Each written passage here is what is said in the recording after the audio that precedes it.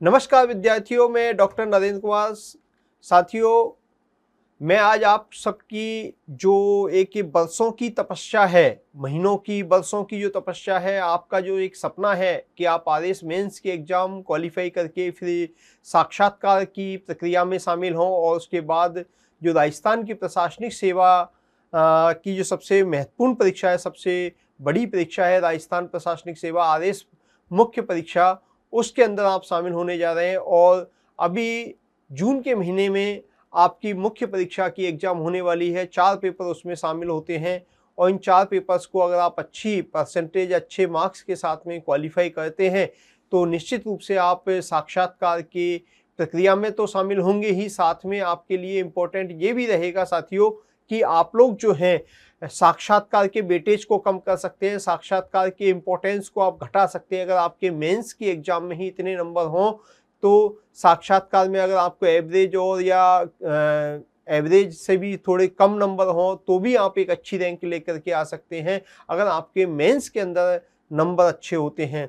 तो इस प्रक्रिया के अंदर आपकी जो एक मेहनत है, आप जो महीनों से इस आरएस मेंस की परीक्षा के लिए प्रिपरेशन कर रहे हो प्री की एग्ज़ाम के बाद में, बहुत सारे स्टूडेंट्स तो ऐसे हैं जो मेंस की तैयारी पिछली एग्ज़ामों में भी कर चुके हैं, इन एग्ज़ाम्स के लिए भी वो प्री से पहले से ही मेंस की तैयारी कर रहे हैं।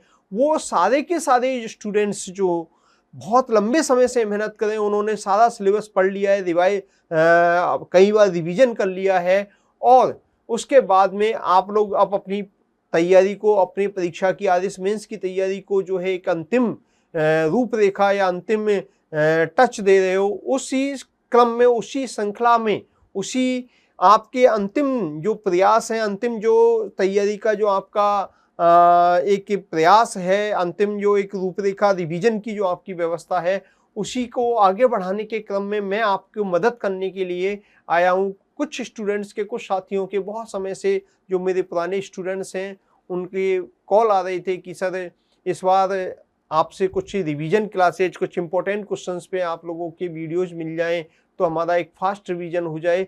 तो इस डिमांड को ध्यान में रखते हुए कुछ मुझे लगा कि मेरी ये नैतिक जिम्मेदारी भी है कि जो आरएस मुख्य परीक्षा की एग्ज़ाम देने वाले जो साथी हैं उनके लिए मेरी ओर से कुछ हेल्प हो सके। इस बात को ध्यान में रख कर के मैं एक rapid revision classes, fast revision classes RS mains के जो पेपर थर्ड है, उस पेपर थर्ड के अंदर जो पब्लिक एडमिनिस्ट्रेशन और मैनेजमेंट वाला पार्ट है, उसको लेकर के आपके सामने आया हूँ और ये सीरीज हमारी कंटिन्यू चलेगी। अब ये देखते हैं कि कितने टाइम चलती है, लेकिन हम इस सीरीज के अंदर लगभग सभी टॉपिकों को आरएस मेंस के पब्लिक एडमिनिस्ट्रेशन वाले पार्ट में जो अधिकांश टॉपिक है उनको टच करते हुए और उनसे संबंधित जितने भी क्वेश्चंस पिछले एग्जाम्स में आए हैं उनको भी मैंने एक क्वेश्चन सीरीज में शामिल किया है। संभावित क्वेश्चन और क्या हो सकते हैं, उन सारी चीज़ों को शामिल करते हुए लगभग 100 के आसपास क्वेश्चंस मैंने आपको इम्पोर्टेंट क्वेश्चन जो हैं वो भी मैं लेके आया हूँ। उन क्वेश्चंस के आंसर्स कैसे देने हैं उसकी भी चर्चा करेंगे। दोस्तों, इस क्लास की, इस सीरीज की, इस श्रृंखला की जो विशेषता है, खासियत है, वो ये है कि इसमें ना केवल क्वेश्चन आंसर ही नहीं बल्कि इसमें थोड़ा थ्योरीज के पार्ट को भी मैं लेकर के आया हूँ। थ्योरीज को भी मैं आपके साथ में डिस्कस करूंगा और थ्योरी से संबंधित जो आंसर्स होते हैं उनको आंसर्स कैसे दिए जाते हैं, उन पे क्या क्वेश्चन बनते हैं और उनको 15 शब्दों में, 50 शब्दों में, 100 शब्दों में कैसे कन्वर्ट किया जाए, इन सब बातों को मैं यहाँ पे आपके सामने लेकर के आया हूँ। तो आपको ये बातें काफ़ी हद तक क्लियर होंगी कि पब्लिक एडमिनिस्ट्रेशन की तैयारी आपकी कैसी है, इसका आकलन करने का मौका भी मिलेगा। कुछ आपके कॉन्सेप्ट में कहीं अनक्लियरिटी होगी, कहीं ना कहीं कोई मिक्सिंग होगी, तो उसको भी मैं क्लियर करने की कोशिश करूंगा। साथ में एक और बेनिफिट आपका ये होगा इसके अंदर कि आप लोग जो तैयारी कर रहे हैं उसका एक फास्ट रिवीजन भी हो जाएगा। इससे आपका कॉन्फिडेंस बूस्टअप होगा और कॉन्फिडेंस बूस्टअप के साथ आपको आंसर राइटिंग की जो स्किल है उसको भी डेवलप करने में भी कहीं ना कहीं कुछ मदद मिलेगी। ऐसा मेरा प्रयास रहेगा कि आप लोगों को आरएस मेंस की परीक्षा में जो पेपर थर्ड है, दोस्तों आप लोगों को जानकारी होगी कि पेपर थर्ड में मार्क्स बहुत कम आते हैं।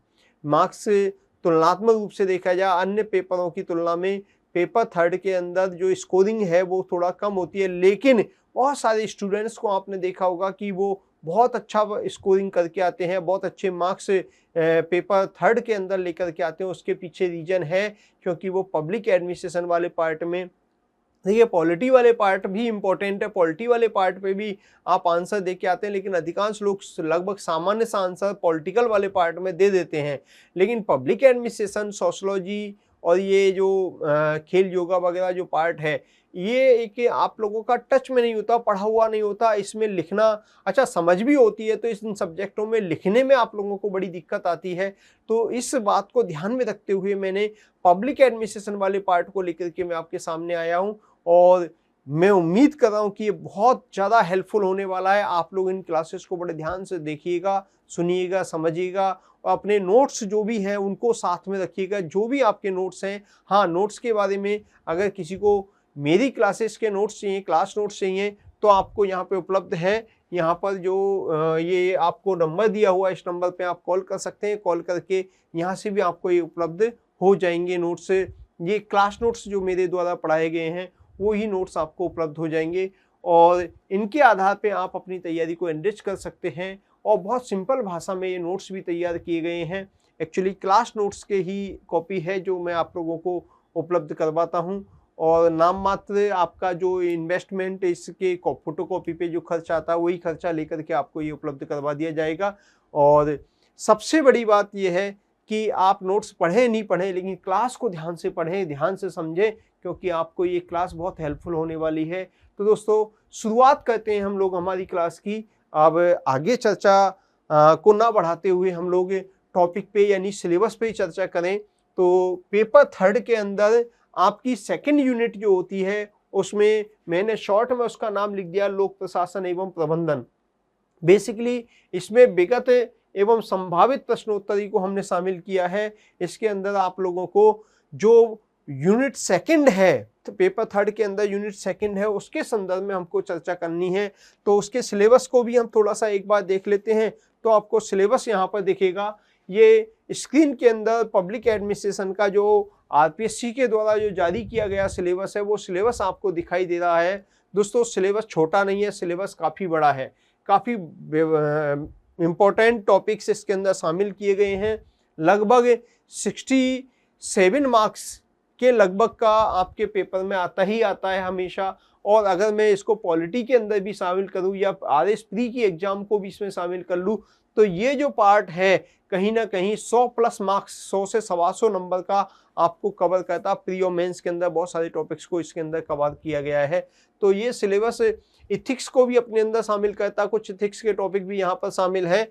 तो ये इथिक्स के टॉपिक्स को भी हमने शामिल किया है। साथ में राज्य प्रशासन से संबंधित बातें हैं, या अपन बात करें कि भारत के प्रशासन से संबंधित विधायी कार्यपालिका नियंत्रण वगैरह, ये सारे टॉपिक या छोटे छोटे टॉपिक हैं, आयोग वगैरह हैं या अधिनियम हैं, इन सबको हम शामिल करें तो इनके क्वेश्चन ना केवल मेंस में बल्कि प्रीलिम्स के अंदर भी उपयोगी होते हैं। और ये जो क्लास है मेरी, ये क्लासेज आप लोगों को जब आप मेंस क्वालिफाई करके इंटरव्यू देने जाएंगे तो इंटरव्यू के अंदर बहुत बेसिक से क्वेश्चन, सिंपल से क्वेश्चन पूछे जाते हैं। पब्लिक एडमिनिस्ट्रेशन से संबंधित या पॉलिटी से संबंधित क्वेश्चंस भी पूछे जाते हैं। उन सबको हल करने में, उनका जवाब देने में आपको काफ़ी मदद मिलेगी इस क्लास को करने के पश्चात। तो दोस्तों हम चर्चा करते हैं सिलेबस की। तो सिलेबस में सबसे पहला टॉपिक आपके सामने है प्रशासन एवं प्रबंधन। देखिए इसमें लिखा हुआ प्रशासन एवं प्रबंधन। तो प्रशासन एवं प्रबंधन जो है, इसमें हमारा टॉपिक है अर्थ, प्रकृति एवं महत्व। अर्थ, प्रकृति, महत्व, विकसित एवं विकासशील समाजों में लोक प्रशासन की भूमिका। विकसित एवं विकासशील समाजों में लोक प्रशासन की भूमिका भी इसमें शामिल है। तो दोस्तों ये जो टॉपिक हैं, इन टॉपिक्स को हम पढ़ेंगे। साथ में नवीन लोक प्रशासन और लोक प्रशासन के प्रति अधिगम, ये सारे के सारे टॉपिक विषय के रूप में लोक प्रशासन का विकास भी हमको इसमें पढ़ना है। तो पहली यूनिट के बारे में हम चर्चा करेंगे। इन टॉपिक को मोटे मोटे तौर पर मैं समझाने के बाद में एक रैपिड रिवीजन, एक फास्ट रिवीजन के रूप में हम लोग डिस्कस करेंगे। फिर उन पे इन टॉपिक से संबंधित जो जो क्वेश्चन हमारे बनते हैं या पहले की एग्जाम में आए हैं, उनकी भी चर्चा हम करेंगे। साथ में कुछ अवधारणाएं हमारे टॉपिक में इन 2 यूनिट में दे रखी है। शक्ति, प्राधिका, वैधता, उत्तरदायित्व, प्रत्यायोजन की अवधारणाएं, संगठन के सिद्धांत, पद सोपान, नियंत्रण का क्षेत्र, आदेश की एकता आदि ये टॉपिक जो है इनको हम थोड़ा सा शॉर्ट छोटे छोटे टॉपिक है, यहाँ से भी क्वेश्चंस आते हैं, इनको भी डिस्कस करेंगे। साथ में प्रबंधन के कार्य, निगमित अभिशासन या सामाजिक उत्तरदायित्व, इसको हम कह सकते हैं corporate governance and corporate social responsibility. तो ये corporate governance and corporate social responsibility को भी हम पढ़ेंगे। साथ में दोस्तों नवीन लोक प्रबंधन के नवीन आयाम या परिवर्तन का प्रबंधन, ये 2 टॉपिक है यहाँ पर।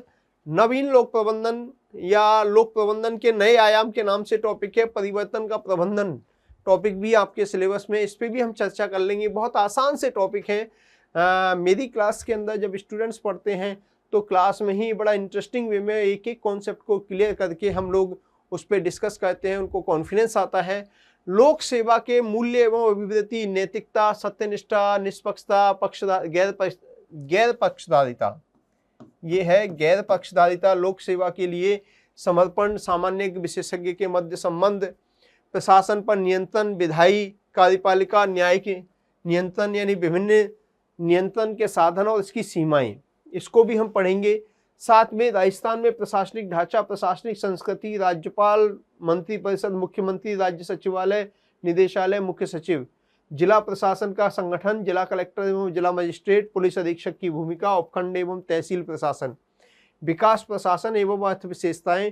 और फिर उसके बाद टॉपिक आता है राज्य मानवाधिकार आयोग, राज्य निर्वाचन आयोग, लोकायुक्त, राजस्थान लोक सेवा आयोग, राजस्थान लोक सेवा गारंटी अधिनियम 2011, राजस्थान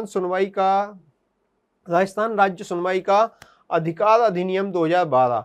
दोस्तों ये आपके टोटल सिलेबस है। इस सिलेबस के अंदर जो विभिन्न टॉपिक हैं, इन सभी टॉपिक्स को लगभग हम टच करते हुए, अधिकांश टॉपिक को हम टच करते हुए आपके सामने डिस्कस करेंगे, सारी चीज़ों को समझाएंगे भी, साथ में हम लोग क्वेश्चन आंसर्स की प्रैक्टिस भी करेंगे। तो दोस्तों सबसे पहले हम लोग देखिए यहाँ प्रशासन शब्द जो है और एक शब्द है प्रबंधन। तो प्रशासन और प्रबंधन में क्या अंतर होता है, कुछ बेसिक सी बातें हम कर लें। दोस्तों 3 शब्द होते हैं, एक तो शब्द होता है प्रशासन, एक तो शब्द क्या होता है प्रशासन, और दूसरा शब्द होता है प्रबंध, और तीसरा शब्द होता है संगठन।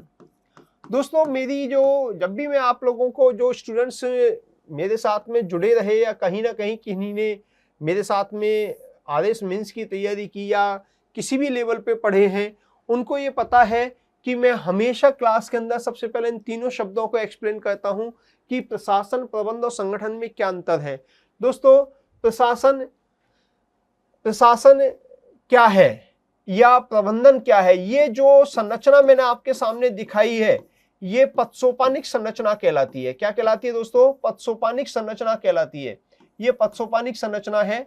इस पदसोपानिक संरचना के अंदर यानी ये जो संरचना है ओवरऑल पब्लिक एडमिनिस्ट्रेशन की भाषा में इसको हम पदसोपानिक संरचना कहते हैं, लेकिन ओवरऑल एक सामान्य अर्थ में, एक सामान्य परिभाषा के रूप में, सामान्य रूप से हम इसको संगठन भी कह सकते हैं। हम दुनिया के अधिकांश संगठन 90% जितने भी दुनिया में जितने भी संगठन है, 90 से 95% संगठन, उनको अगर हम रेखा चित्र में बनाए, उनकी संरचना को रेखा डायग्राम में, रेखा चित्र में हम बनाए तो इस प्रकार की संरचना बनेगी, और इस संरचना को हम पब्लिक एडमिनिस्ट्रेशन की भाषा में पदसोपानिक संरचना कहते हैं। और इस पदसोपानिक संरचना में ये सोपान होते हैं, इन सोपानों पर ये गोल गोल जो बनाए हुए पद बने हुए हैं, इसमें अधिकारी कर्मचारी संबंध होता है। ऊपर से नीचे की ओर अधिकारी जब नीचे वाले को कोई सूचना भेजता है तो वो आदेश कहलाती है, और नीचे वाले के द्वारा जब ऊपर वाले को कोई सूचना भेजी जाती है तो वो रिपोर्ट करना कहलाता है। तो दोस्तों ये प्रक्रिया है। तो प्रक्रिया में हमेशा ध्यान रखना कि कोई भी संगठन जो होता है उसका कोई ना कोई गोल होता है, कोई ना कोई उद्देश्य होता है। क्या होता है? उद्देश्य होता है, गोल होता है। इस उद्देश्य की प्राप्ति के लिए ये संगठन जो है काम करता है, यानी 2 या 2 से अधिक व्यक्ति मिलकर के संगठन में 2 या 2 से अधिक व्यक्ति अधिकारी कर्मचारी के रूप में जो काम कर रहे हैं ये व्यक्ति हैं, सारे के सारे 2 या 2 से अधिक व्यक्ति मिलकर के ये सब के सब जब किसी सामूहिक लक्ष्य की प्राप्ति के लिए प्रयास करते हैं, सब के सब सामूहिक लक्ष्य के लिए प्रयास कर रहे हैं। जैसे एग्जाम्पल के तौर पे अपन बात करें कि पुलिस प्रशासन है, तो पुलिस प्रशासन, राजस्थान का पुलिस प्रशासन यहाँ लॉ एंड ऑर्डर को मेंटेन करने के लिए प्रयास कर रहे हैं। हेड कांस्टेबल से डीजीपी यानी डीजीपी से हेड कांस्टेबल या कांस्टेबल तक जितने भी पदाधिकारी संगठन के अंदर, पुलिस प्रशासन के अंदर होते हैं, वो सारे के सारे एक ही गोल की ओर प्रयास करते हैं, राजस्थान में लॉ एंड ऑर्डर को मेंटेन किया जाए। तो उच्चतम लेवल से निम्नतम लेवल तक जितने भी पदाधिकारी हैं, इन पदाधिकारियों के द्वारा जो भी क्रियाकलाप, जो भी गतिविधियां की जा रही हैं, ये सारी की सारी गतिविधियों को, क्रियाकलापों को हम प्रशासन कहते हैं। सामूहिक रूप से क्या कहते हैं? प्रशासन कहते हैं। तो प्रशासन संगठन के माध्यम से उद्देश्यों को प्राप्त करने का नाम है। प्रशासन क्या है? दो या दो से अधिक व्यक्तियों के द्वारा किया गया सहयोग प्रशासन कहलाता है। दो या दो से अधिक व्यक्तियों के द्वारा किया गया सहयोग करने की प्रक्रिया प्रशासन कहलाती है। और सहयोग करने की जो प्रक्रिया है वो किसी न किसी उद्देश्य को प्राप्त करने के लिए की जाती है। तो यहाँ प्रशासन में दो बातें स्पष्ट रूप से आ जानी चाहिए, दो बातें इंपॉर्टेंट हैं। एक तो है सामूहिक लक्ष्य, प्रशासन का कोई ना कोई सामूहिक लक्ष्य होता है, और इस सामूहिक लक्ष्य को प्राप्त करने के लिए जो प्रयास हैं वो प्रयासों में क्या होनी चाहिए? तारतम्यता होनी चाहिए, सामूहिक प्रयास होने चाहिए। तो सामूहिक लक्ष्य की प्राप्ति के लिए सामूहिक प्रयास जो किया जाता है, इसी प्रयास को हम क्या कहते हैं? प्रशासन कहते हैं। दो या दो से अधिक व्यक्तियों के द्वारा किया जाएगा प्रयास, तो हम इसको परिभाषा में ऐसे बता सकते हैं कि दो या दो से अधिक व्यक्तियों के द्वारा और दो या दो से अधिक मानवीय या भौतिक संसाधनों के द्वारा, भौतिक संसाधनों का भी आवश्यकता पड़ती है, दो या दो से अधिक व्यक्तियों या भौतिक संसाधनों के द्वारा जब सामूहिक रूप से प्रयास किया जाता है, किसके लिए? किसी सामूहिक लक्ष्य की प्राप्ति के लिए जो प्रयास किया जाता है, तो उस प्रयास करने की जो व्यवस्था है उसको हम संगठन कहते हैं, और इन सामूहिक प्रयासों को हम क्या कहते हैं? प्रशासन कहते हैं। तो दोस्तों, प्रशासन प्रक्रिया है, क्रियाकलाप है, सामूहिक गतिविधियां हैं जो लक्ष्य की प्राप्ति के लिए किए जा रहे हैं, वो प्रशासन कहलाता है। और इस सामूहिक गतिविधियों को, लक्ष्य को प्राप्त करने के लिए सामूहिक गतिविधियां, सामूहिक क्रियाकलाप जो डीजीपी से लेकर कांस्टेबल तक लोगों के द्वारा किए जा रहे हैं, इनको सामूहिक रूप से प्रशासन कह रहे हैं। और इन सामूहिक प्रयासों को करने वाली जो एक व्यवस्था है कि कौन किसको आदेश देगा, कौन किसको रिपोर्ट करेगा, किसका क्या काम है क्या नहीं है, कौन किसको सूचना देगा, किस टाइम पे देगा, कैसे देगा, नियम कानूनों के तहत जो काम करने की व्यवस्था बनाई गई है, जो ये सिस्टम तय किया गया, कौन अधिकारी है, कौन कर्मचारी है, ये सब कुछ व्यवस्था को ही हम संगठन कहते हैं। क्या कहते हैं? संगठन कहते हैं। तो सामूहिक लक्ष्य की प्राप्ति के लिए सामूहिक प्रयास जो किया जाता है उसको प्रशासन कहते हैं, और सामूहिक प्रयास करने की व्यवस्था को हम क्या कहते हैं? संगठन कहते हैं। दोस्तों, संगठन और प्रशासन की बात आपको समझ में आ गई होगी। यानी हम ऐसे कह सकते हैं कि जैसे मनुष्य का शरीर है, ये मनुष्य के शरीर में आंख, नाक, हाथ, मुंह, ये सब कुछ आपस में एक दूसरे से जुड़े हुए मिलके काम कर रहे हैं, इस व्यवस्था को ही हम संगठन कहेंगे। ये जो शरीर आपको दिख रहा है ये संगठन है, और इस शरीर के अंदर ऊपर से नीचे तक जो भी क्रियाकलाप, जो भी हमारे पार्ट्स, हार्ट, हमारा दिमाग, हमारी आंखें, हमारे कान, हमारे तंत्रिका तंत्र, हमारी किडनियां, या ब्लड जो भी सर्कुलेशन हो रहा है, ब्लड पूरे ओवरऑल पूरे शरीर में जो ऊपर से नीचे तक बह रहा है, इस ब्लड के सर्कुलेशन से ही ये संगठन जिंदा है। और इस ब्लड के सर्कुलेशन से ही जो समस्त अंग हैं मिलकर के काम कर रहे हैं, इसी ब्लड के सर्कुलेशन को ही हम प्रशासन कह सकते हैं। यानी सामूहिक गतिविधियां जो शरीर के अंदर हो रही हैं, जितने भी क्रियाकलाप हो रहे हैं, उन सबको हम क्या कह सकते हैं? प्रशासन कह सकते हैं। तो प्रशासन सामूहिक गतिविधियां, सामूहिक क्रियाकलाप है, और सामूहिक क्रियाकलापों को करने वाले जो अंगों का समूह है, संगठन है, व्यवस्था है, तंत्र है, उसी को हम क्या कहते हैं? संगठन कहते हैं। तो यहाँ पर संगठन माध्यम है, प्रशासन के लिए माध्यम का काम करता है। प्रशासन अपने उद्देश्यों को प्राप्त करने के लिए संगठन का उपयोग करता है। इसी तरीके से जैसे शरीर के अंदर ब्लड सर्कुलेशन या अंगों के द्वारा काम करना बंद हो जाता, किसी अंग में भी कोई दिक्कत होती है, तो पूरे संगठन पे उसका प्रभाव पड़ता, पूरे शरीर पे उसका प्रभाव पड़ता है। वैसे ही हमारे शरीर पर, हमारे शरीर में अगर कोई भी अंग खराब हुआ, उससे पूरी मनुष्य के शरीर की डेथ हो जाती है, डेड हो जाता है। उसी तरीके से संगठन का अगर कोई भी पार्ट खराब हो जाता है या कोई भी अंग काम नहीं करता है, तो इसकी पूरी कार्यप्रणाली रुक जाती है, संगठन भी डेड हो जाता है। तो दोस्तों, संगठन और प्रशासन का मतलब आपको समझ में आ गया होगा। सामूहिक गतिविधियां, सामूहिक लक्ष्य को प्राप्त करने के लिए किया गया सामूहिक प्रयास, या दो से अधिक व्यक्तियों के द्वारा जब सामूहिक लक्ष्य के लिए सामूहिक प्रयास किया जाता है तो इस सामूहिक प्रयास को ही हम क्या कहेंगे, प्रशासन कहेंगे। क्या कहेंगे, प्रशासन। मोटे तौर पे मैंने आपको ये बात बताई। और दूसरी बात, संगठन जो है, सामूहिक प्रयास करने की जो व्यवस्था है, तंत्र है, उसको हम क्या कहेंगे, संगठन कहेंगे। और यहाँ पर इंपॉर्टेंट बात देखिए कि संगठन के अंदर जो महत्वपूर्ण गतिविधियां होती हैं ऊपर के लेवल पर, मोटे तौर पर ऊपर के लेवल पे पाई जाती है। हालांकि निचले लेवलों पर, हर एक लेवल पे मैनेजमेंट किया जाता है, हर व्यक्ति अपना कामों का मैनेजमेंट करता है। मैनेजमेंट के अंदर नियोजन करना, डायरेक्शन देना, रिपोर्टिंग करवाना, कोऑर्डिनेशन करना या रिक्रूटमेंट करना, ये सारी की सारी गतिविधियां जो सबसे महत्वपूर्ण होती है संगठन को चलाने के लिए, जो उच्च अधिकारियों द्वारा नीचे वालों को आदेश निर्देश दिए जाते हैं, उन पे कंट्रोल रखा जाता है, उनके कामों में कोऑर्डिनेशन स्थापित किया जाता है।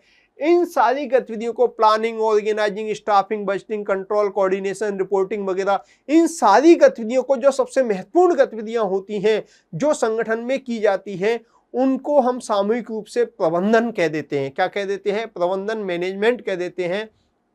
तो मैनेजमेंट के अंदर योजना बनाना, आदेश निर्देश देना, समन्वय करना, रिपोर्टिंग करवाना, कंट्रोल करना, कोऑर्डिनेशन करना, ये सारी की सारी जो है चीजें जो है इसके अंदर समाहित होती हैं, प्रबंधन के अंदर समाहित होती हैं। तो प्रबंधन जो है, यहाँ प्रबंधन संगठन में सामान्यतः ऊपर के लेवल पर काम करता, उच्च अधिकारियों के द्वारा जो गतिविधियां की जाती है उनको प्रबंधकीय गतिविधियां कहते हैं, प्रबंधन कहा जाता है। हालांकि ये बात सही है कि प्रबंधन ऊपर के लेवल पे ही नहीं बल्कि निचले लेवल के पदाधिकारियों के द्वारा भी अपने अपने कार्यों का प्रबंधन किया जाता है, लेकिन इनका प्रबंधकीय क्षेत्र सीमित होता है, कम होता है। इनका प्रबंधकीय क्षेत्र पूरे संगठन को प्रभावित करता है, इसलिए सामान्यतः ये माना जाता है कि प्रबंधकीय गतिविधियां उच्च लेवल पर, ऊपर के लेवल पे पाई जाती हैं। तो प्रबंधन एक तरह से देखा जाए तो संगठन के अंदर ऊपर के लेवल पर उच्च अधिकारियों के द्वारा की जाने वाली गतिविधियों का नाम है। और संगठन में ऊपर से लेकर नीचे तक जितनी भी गतिविधियां की जा रही है, जो भी क्रियाकलाप, नीतियों का निर्माण करना, नियोजन करना, ऑर्गेनाइजिंग करना, रिपोर्टिंग करना या क्रियान्वयन करना, सारी की सारी गतिविधियां ऊपर से लेकर नीचे तक, वो सारी की सारी गतिविधियां प्रशासन कहलाती हैं।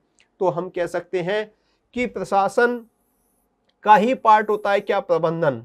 ये माना कि प्रबंधन है तो ये क्या हो गया, प्रशासन। प्रशासन पूरे संगठन में ऊपर से लेकर नीचे तक होता है। प्रशासन केवल संगठन के अंदर ही नहीं होता, संगठन के बाहर भी होता है। संगठन का निर्माण भी करता है प्रशासन, संगठन की नीतियां, संविधान का निर्धारण भी करता है, संगठन के उद्देश्य का निर्धारण भी करता है। संगठन के होने नहीं होने पर प्रशासन निर्भर नहीं करता, प्रशासन संगठन के अंदर भी होता है, संगठन के बाहर भी होता है। यानी प्रशासन एक व्यापक अवधारणा है, जबकि प्रबंधन जो है संगठन के अंदर होता है और संगठन के अंदर सामान्यतः उच्च स्तरों पे माना जाता है। हालांकि हर एक स्तर पे प्रबंधन मौजूद होता है, लेकिन मेनली ऊपर के स्तर पे माना जाता है। तो हम ये कह सकते हैं प्रशासन और प्रबंधन के अंदर जो अंतर है वो ये है, जिसको लेकर के भी अमेरिकन अवधारणा और यूएसए की अवधारणा और एक यूएनओ की अवधारणा पाई जाती है। अमेरिकन अवधारणा ये कहती है कि प्रशासन प्रबंधन से व्यापक है, प्रशासन प्रबंधन से व्यापक है, यानी administration is greater than to management.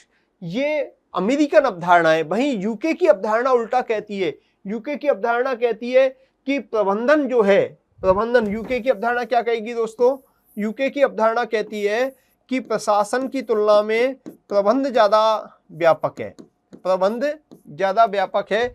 ये उल्टा बोलती है। हमारे देश के अंदर अमेरिकन अवधारणा को फॉलो किया जाता है और यूएनओ की अवधारणा ये कहती है, यूएनओ की अवधारणा क्या कहती है दोस्तों, यूएनओ कहता है कि प्रशासन कहो चाहे प्रबंधन कहो एक ही बात है, प्रशासन कहो चाहे प्रबंधन कहो दोनों एक ही बात है। यानी प्रशासन और प्रबंधन एक दूसरे के पर्यायवाची के रूप में यूज किए जा सकते हैं, लेकिन अधिकांशतया जो अमेरिकन अवधारणा है उसको फॉलो किया जाता है। हमारे देश के अंदर भी अमेरिकन अवधारणा को ही फॉलो किया जाता है। तो दोस्तों आपको यहाँ पर ये बात मोटे तौर पे, हालांकि मैं बहुत डीप 1.5-2 घंटे की कंटिन्यू इसी पे क्लास हमारी चलती है और प्रशासन, प्रबंधन और संगठन क्या होता है जब हम डिटेल में पढ़ते नहीं, फास्ट रिवीजन की क्लास है तो हम इतना ही इस पे चर्चा करेंगे। संगठन वह तंत्र या व्यवस्था का नाम है जिसके माध्यम से प्रशासन और प्रबंधन अपने उद्देश्यों को प्राप्त करते हैं। तो सीधे शब्दों में हम तीनों में लिंक जोड़ सकते हैं कि प्रशासन बहुत व्यापक अवधारणा है जिसके अंदर प्रबंधन या प्रबंधकीय गतिविधियां भी शामिल होती हैं, और प्रबंधन और प्रशासन दोनों संगठन के माध्यम से ही काम करते हैं, अपने उद्देश्यों को प्राप्त करने का प्रयास करते हैं। ये जो है अवधारणा प्रशासन, प्रबंधन और संगठन की अवधारणा कहलाती है। हम इसको ऐसे भी कह सकते हैं, शरीर के रूप में एग्जाम्पल दे सकता हूं कि हमारे पूरे शरीर के अंदर सर से लेकर के पैरों तक ये जो संरचना आपको हाथ, नाक, कान, मुंह वगैरह ये भी दिखाई दे रहा है, हमारे इंटरनल पार्ट आपस में एक दूसरे से जुड़ के काम कर रहे हैं। ये सारे के सारे व्यवस्था को, इस तंत्र को, इस शरीर को हम संगठन कह सकते हैं। और इस संगठन में ऊपर से लेके नीचे तक जो प्राण तत्व मौजूद है, जो ब्लड सर्कुलेशन चल रहा है, ये ब्लड सर्कुलेशन एक तरह से प्रशासन को दर्शाता है। और इस पूरे शरीर के ऊपर, शरीर के जितने भी अंग हैं उन सब के ऊपर जो कंट्रोल करता है वो कौन करता है? हमारा ब्रेन करता है, दिमाग करता है, सोचने समझने का काम करता है, आदेश निर्देश देने का काम करता है। जैसा ये कहता है वैसा ही नीचे वाला पार्ट काम करता है। तो ये जो कंट्रोल करता है ऊपर वाला ये ब्रेन, वो ब्रेन के द्वारा जो गतिविधियां की जा रही हैं उन गतिविधियों को हम प्रबंधकीय गतिविधियां कहते हैं। यानी संगठन के ऊपर के स्तर के अधिकारियों के द्वारा जो भी क्रियाकलाप किए जाते हैं उनको हम प्रबंध कहते हैं। यानी प्रबंध प्रशासन का ही एक हिस्सा है, और प्रबंध और प्रशासन जो है अपने लक्ष्यों को संगठन के माध्यम से प्राप्त करते हैं। यानी संगठन माध्यम का काम करता है। आपको तीनों शब्दों में आपको ये बात समझ में आ गई होगी, सारी बातें क्लियर हो गई होंगी। अब देखिए, अपन बात करें कि प्रशासन की बात कर ले, थोड़ा सा प्रशासन पे और चर्चा कर लेते हैं कि प्रशासन क्या है। तो प्रशासन या लोक प्रशासन की हम चर्चा करें तो यहाँ देखिए दोस्तों, प्रशासन एक सामान्य अवधारणा है। प्रशासनिक अवधारणा सामान्य अवधारणा होती है। इसके अंदर दो पार्ट होते हैं। एक तो होता है सरकारी प्रशासन, जिसको सार्वजनिक प्रशासन भी कहते हैं, और सार्वजनिक प्रशासन को लोक प्रशासन के नाम से जाना जाता है। और निजी क्षेत्र में, निजी संगठनों में जो भी गतिविधियां की जाती हैं उन सारी गतिविधियों को, निजी संगठन के अंदर जो गतिविधियां हैं उनको हम निजी प्रशासन कहते हैं। लोक प्रशासन का उद्देश्य जो होता है वो सार्वजनिक उद्देश्यों को प्राप्त करना होता है, और सार्वजनिक उद्देश्य मतलब लोक कल्याण। मेनली किस पे? लोक कल्याण पे इसका फोकस होता है, और वहीं पब्लिक वेलफेयर पे फोकस होता है। और निजी प्रशासन का जो मेन उद्देश्य होता है, निजी संगठन जो होते हैं वो अपने लिए ज़्यादा से ज़्यादा लाभ कमाने पे बल देते हैं, ज़्यादा से ज़्यादा लाभ कमाने पर बल देते हैं। तो दोनों का उद्देश्य थोड़ा सा डिफरेंट होता है। यहाँ पर लोक कल्याण, यानी जो लोक कल्याण की अवधारणा है, लोक कल्याण की अवधारणा है, इस पर फोकस किया जाता है। यहाँ त्याग की भावना, परोपकार की भावना दिखाई देती है। यहाँ पे सेल्फिशनेस की भावना, स्वार्थ की भावना दिखाई देती है। तो लोक प्रशासन लोक कल्याण से संबंधित है, जबकि निजी प्रशासन मेनली निजी लाभ कमाने पर फोकस ज्यादा करता है। मेन इसका कल्याण संबंधी गतिविधियों से संबंध होता नहीं है, होता है तो इसका सेकेंडरी कंसर्न होता है। जबकि लोक प्रशासन में मेनली जो कंसर्न होता है वो जन कल्याण, ये पब्लिक सर्विस से संबंध में होता है, या पब्लिक की सेवा करने के संदर्भ में होता है।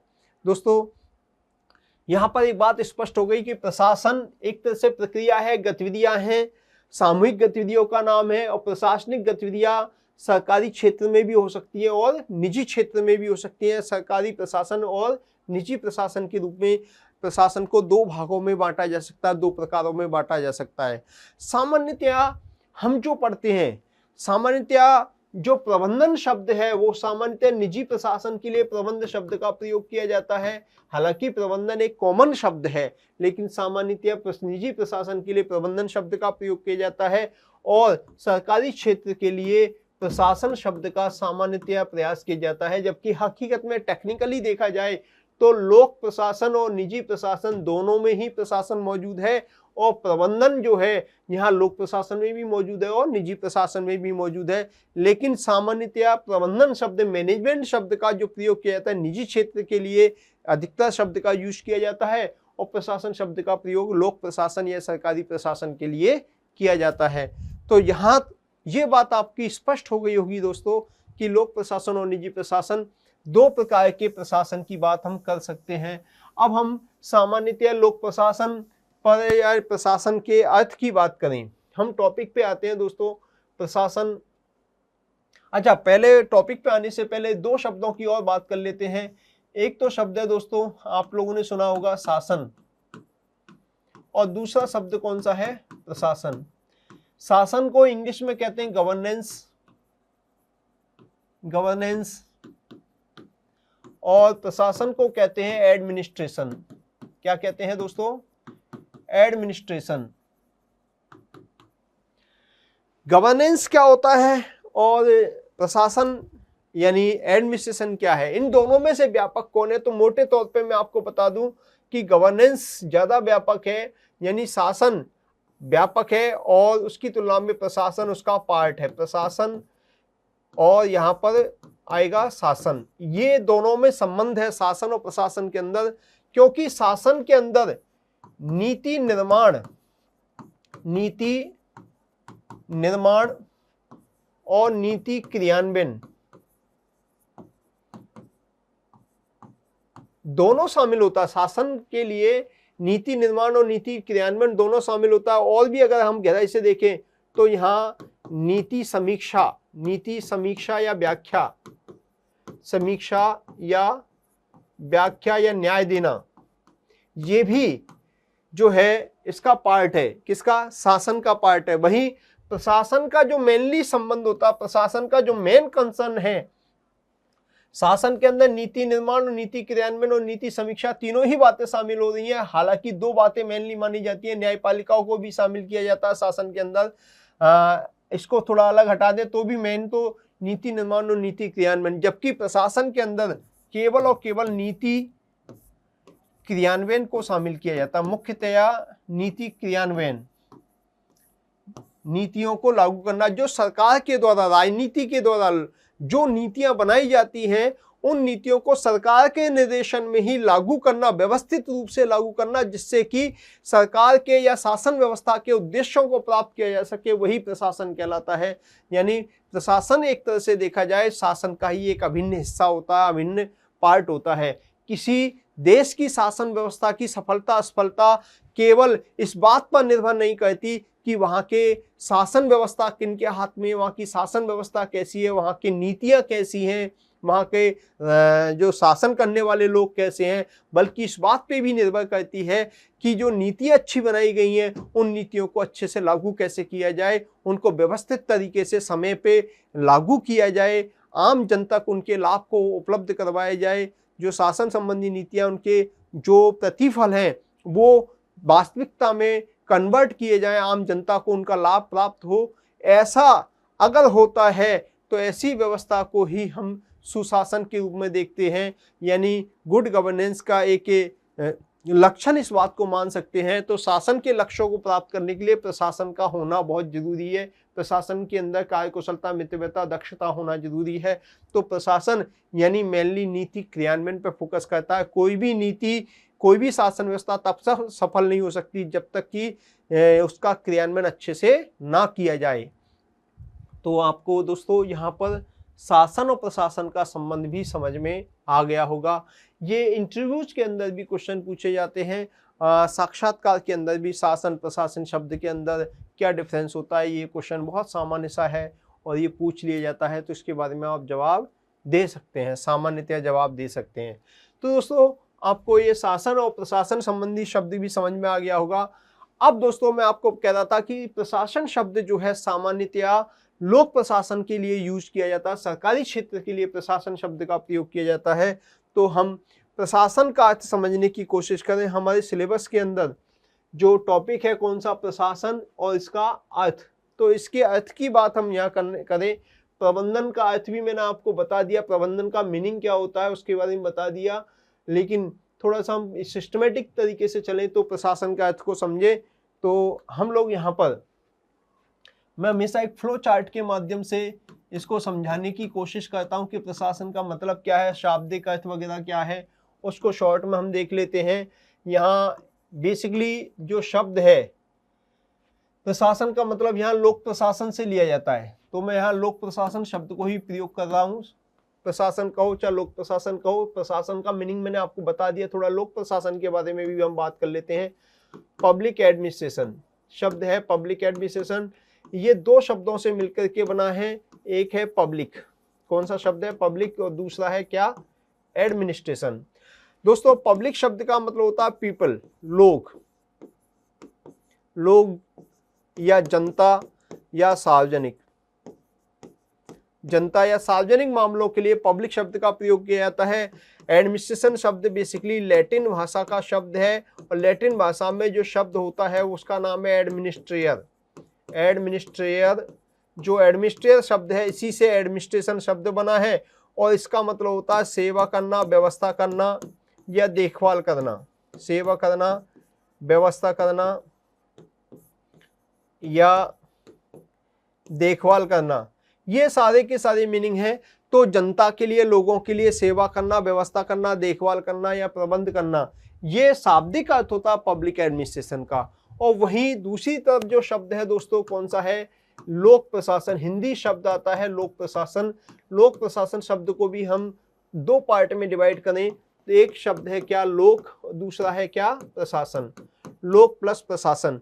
लोक और प्रशासन, ये शब्द, लोक शब्द का अर्थ होता है वही जनता या लोग या सार्वजनिक, और वर्तमान में आधुनिक समय में लोकतांत्रिक सरकारों में जनता का शासन होता है, जनता के लिए, जनता द्वारा चलाया जाने वाला शासन होता है। तो यहाँ पर जो सरकार होती है, सरकार के सेंस में भी लोक शब्द का प्रयोग किया जाता है। जो औपचारिक रूप से जनता द्वारा चुनी हुई सरकार होती है, गवर्नमेंट होती है, उसके संबंध में भी लोक शब्द का प्रयोग किया जाता है। वहीं प्रशासन शब्द प्रे प्लस शासन, दो शब्दों से मिलकर के बना है। प्रे उपसर्ग है, शासन जो है संस्कृत भाषा के सास धातु से बना है। कौन सी धातु से बना है? सास धातु से बना है। ये सारी बातें हम लोग डिटेल में पढ़ते हैं। यहाँ शासन शब्द का मतलब होता है राजकीय कार्यों का संचालन करना, सार्वजनिक कार्यों को करना या राज कार्य को करना, राज कार्यों को करना। और राज कार्य जो किए जाते हैं प्रशासन के द्वारा, राजकीय कार्य जो किए जाते हैं, इनको लागू करने, यानी प्रे शब्द जुड़ जाता है तो उत्कृष्ट रीति से, यानी बेहतर तरीके से, उत्कृष्ट रीति से राजकीय कार्यों को करना प्रशासन शब्द का मीनिंग है। तो लोक प्रशासन शब्द का मीनिंग क्या हो जाएगा? सरकार के द्वारा उत्कृष्ट रीति से शासन संचालित करना, सरकार के द्वारा उत्कृष्ट रीति से राजकीय कार्यों को संचालित करना, ये अर्थ होता है। किसका अर्थ होता है दोस्तों? ये मीनिंग होता है किसका? लोक प्रशासन शब्द का मीनिंग होता है। लेकिन दोनों का अगर शाब्दिक अर्थ देखें तो थोड़ा सा डिफरेंस दिख रहा है। लोगों की सेवा करना, देखभाल करना, व्यवस्था करना, यहाँ पर लोगों की उत्कृष्ट रीति से राजकार्य संचालित करना। लेकिन दोनों का मीनिंग्स जो है, भावार्थ जो है, उद्देश्य है, वो दोनों का कॉमन है, सामान्य है। दोनों के अंदर ही पब्लिक वेलफेयर की अवधारणा है, लोक कल्याणकारी अवधारणा है, जनता की सेवा करने का भाव है।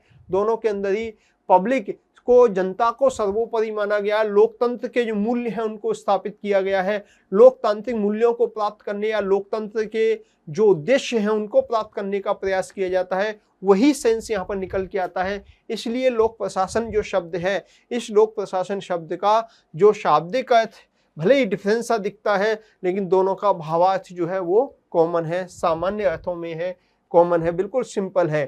तो दोस्तों यहाँ पर लोक प्रशासन का मीनिंग आपको समझ में आ गया होगा। ये थोड़ा सा कुछ शाब्दिक अर्थ को लेकर के चर्चा थी, वो मैंने आपको यहाँ बता दी है। अब इसके बाद में हम बात करें दोस्तों कि हमारे यहाँ प्रशासन शब्द का मतलब क्या है, प्रशासन के क्या क्या लक्षण होते हैं, प्रशासन के क्या क्या लक्षण होते हैं। लक्षणों की बात करें तो प्रशासन का एक सामूहिक उद्देश्य होता है। प्रशासन का हमेशा ध्यान रखिएगा कि कोई ना कोई सामूहिक उद्देश्य होता है। इस सामूहिक उद्देश्य को प्राप्त करने के लिए कोई ना कोई सामूहिक प्रयास होता है।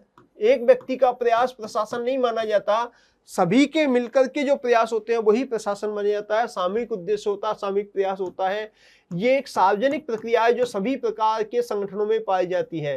प्रशासन सार्वजनिक प्रक्रिया होती है, सार्वजनिक प्रक्रिया होती है, सार्वभौमिक या सार्वजनिक प्रक्रिया होती है। इसको ये दो प्रकार की, सार्वजनिक यानी लोक प्रशासन यानी सरकारी क्षेत्र में भी हो सकता है प्रशासन, सरकारी व निजी दोनों प्रकार का प्रशासन हो सकता है, दोनों क्षेत्रों में प्रशासनिक गतिविधियां हो सकती हैं। तीसरी बात, ये बड़े प्रकार के औद्योगिक संगठनों में, बड़े बड़े औद्योगिक संगठनों में भी पाया जाता है। बड़े बड़े जो भी औद्योगिक संगठन है वहां पर भी ये पाया जाता है। औद्योगिक संगठनों में भी ये प्रक्रियाएं पाई जाती हैं, छोटे संगठनों में भी ये प्रक्रियाएं पाई जाती हैं। एक तरह से देखा जाए तो सामूहिक उद्देश्य के लिए सामूहिक प्रयास, सामूहिक प्रक्रिया, सरकारी निजी प्रकार के बड़े और ये जितने भी बड़े बड़े जो औद्योगिक संगठन है उन सब में ये पाई जाती है। और प्रशासन जो है, प्रशासनिक गतिविधियां किसी विशिष्ट उद्देश्य की पूर्ति के लिए किया जाने वाला प्रयास होता है। इसमें संगठित होकर के काम करना पड़ता है, मिलकर के काम करना पड़ता है, बहुत सारे लोग मिले हुए होते हैं, ये एक सार्वभौमिक प्रक्रिया होती है। तो इस प्रकार हम कह सकते हैं कि प्रशासन के बहुत सारे लक्षण हैं। प्रशासन किसी सरकार के द्वारा किए गए जाने वाले कार्यों को भी प्रशासन कहते हैं, जैसे मोदी सरकार के द्वारा किया जा रहा है या ट्रंप प्रशासन के द्वारा काम किया जा रहा है, उन सबको भी हम प्रशासन कहते हैं। साथ में किसी विभाग, डिपार्टमेंट की गतिविधियां, रेलवे प्रशासन या अपन कहें कि पोस्टल डाक विभाग, डाक प्रशासन या अपन कहें रक्षा प्रशासन, जो भी कोई नाम ले, ये सारे के सारे विभागों की गतिविधियां भी इसके अंदर आती हैं प्रशासन के अंदर। तथा साथ में इसको एक सामाजिक विज्ञान की शाखा के रूप में भी प्रयुक्त किया जाता है। इसको प्रबंधन, मैनेजमेंट के संबंध में भी प्रशासन शब्द का प्रयोग किया जाता है। तो प्रशासन अपने आप में बहुत ही व्यापक अवधारणा है, बड़ी अवधारणा है, ये बात आप लोगों को क्लियर हो जानी चाहिए दोस्तों। तो यहाँ पर प्रशासन संबंधी जो हमारे विशेषताएं हैं उनका एक क्रक्स निकाल के देखें तो दो बातें इसमें इंपॉर्टेंट निकल के आएंगी, एक सामूहिक लक्ष्य और सामूहिक प्रयास। सामूहिक लक्ष्य के लिए किया गया सामूहिक प्रयास ही क्या कहलाएगा? प्रशासन कहलाएगा। इसको आप भाषा में और भी अच्छे से कह सकते हो, किसी सामूहिक उद्देश्य की प्राप्ति के लिए दो या दो से अधिक व्यक्तियों एवं भौतिक संसाधनों के द्वारा किया गया मिलकर के सामूहिक प्रयास को ही हम प्रशासन कहते हैं। तो परिभाषा आप पे डिपेंड करता है कि आप उसको किस तरह से बनाना चाहते हैं, किस तरह से आप करना चाहते हैं, ये बातें आपको क्लियर हो जाएंगी। यहाँ पर प्रशासन संबंधी बातें आप लोगों को मोटे तौर पे समझ में आ गई होंगी। अब हम बात करते हैं दोस्तों प्रशासन की प्रकृति। टॉपिक लेते हैं कौन सा? प्रशासन की प्रकृति। प्रशासन की प्रकृति को समझने के लिए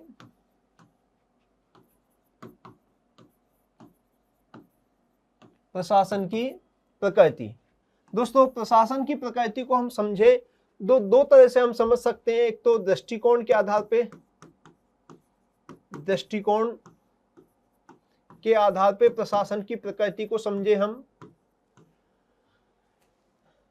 दृष्टिकोण के अध्ययन, और दूसरा विषय के रूप में अध्ययन।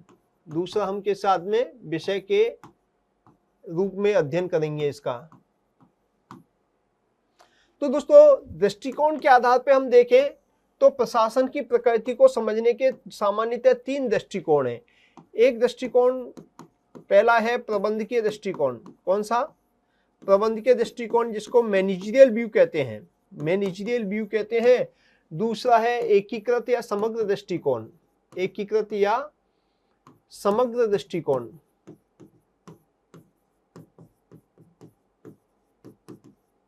एकीकृत या समग्र दृष्टिकोण।